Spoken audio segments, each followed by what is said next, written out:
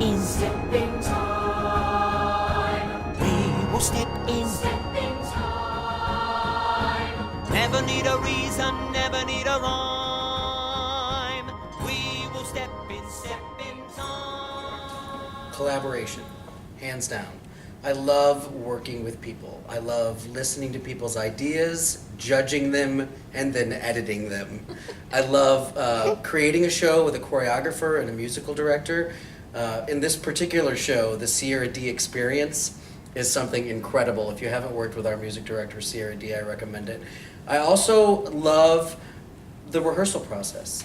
I love pre-production, setting the tone, creating the visual world of the show, all the way through the first day of staging until we get to Sunshine Week, as I like to refer to it, when we watch the whole show come together.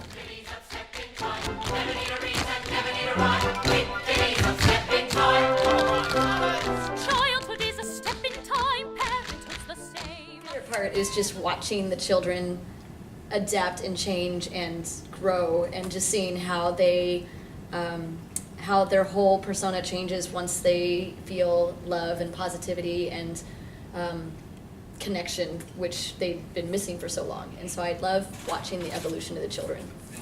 The thing about our Mary Poppins that sets it apart from any other Mary Poppins is we have stripped away the spectacle. This is about a family falling apart at its seams, and Mary not only influences the children, but makes George remember what it was like to be a child, which makes him turn into a softer, gentler, better father. Mary Poppins is great for Winifred, and reminding Winifred that her quirky playfulness is what the kids need.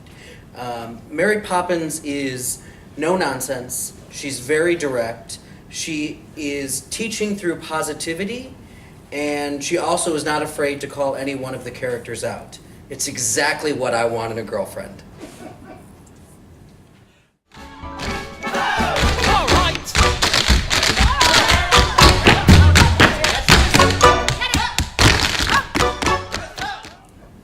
This is really hard for me.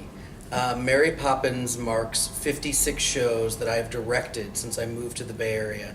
That doesn't include all of the things that I've produced.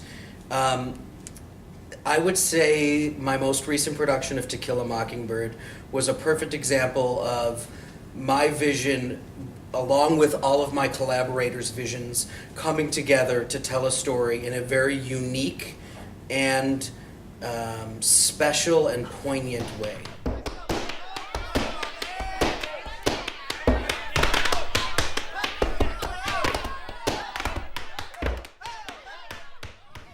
My favorite part of TVRT is watching a group of talented actors treat everyone with respect and professionalism and kindness and grace. Last night is one of my most dreaded rehearsals. It's what I call a pace together, and we rehearse transitions and all of the things that actors don't necessarily love to do because it doesn't build a character or further the plot. It's literally helping us move scenery.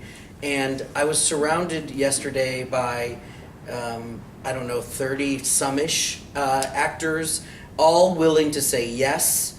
And that attitude is what makes Tri-Valley Rep so amazing. From Kathy Breedveld, our amazing producer, through our amazing stage manager and assistant director, Brian, through Kelly, and all of the cast, and David Cannon, our TD. Just hearing, my favorite word is yes.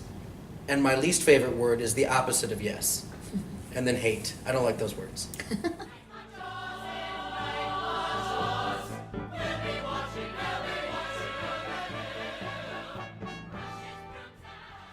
Okay, my first play ever was a play called Crazy Camp with 2 Ks. I was in 8th grade, and the choir instructor came in and said, "Look, there are beautiful women in the 8th grade play. We need some men. Will you play Mr. Doyle? He's 45 years old. He's a geeky teacher. He's perfect for you." I was 12. Next.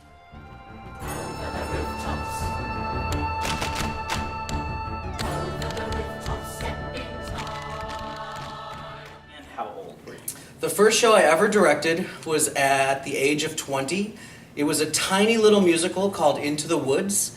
at Normal Community West High School in Normal, Illinois, while I was a senior in college. Why not challenge yourself with one of the most difficult pieces in musical theater history? I still stay in touch with a lot of those cast members today, and it's an event that truly changed my life.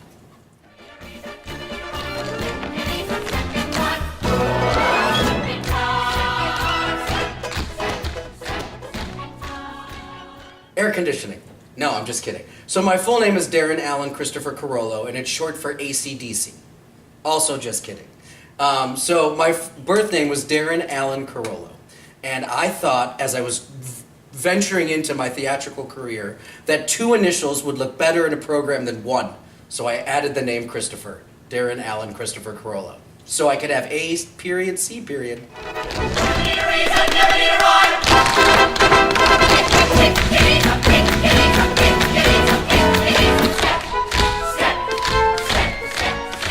So I am one of those directors that does not believe in type. I do not believe that the male ingenue needs to be taller than the female ingenue. I do not believe that weight plays any size or any factor in casting. I believe in intentional multicultural casting. If the best person that auditioned for George Banks was black, and the best actress that auditioned for Winifred was Asian, so be it. That's the way it would have been. I believe that we all have imaginations, and that families now today can be of any race, gender, size, and I just think it's the way of tomorrow. And I've gotten a couple of patrons in my day, especially back in the DLOC days, that would come up to me and say, well, I just can't believe he was so blank compared to she was so blank. And I would politely smile and say, don't forget to buy your subscription, and then know that I was right.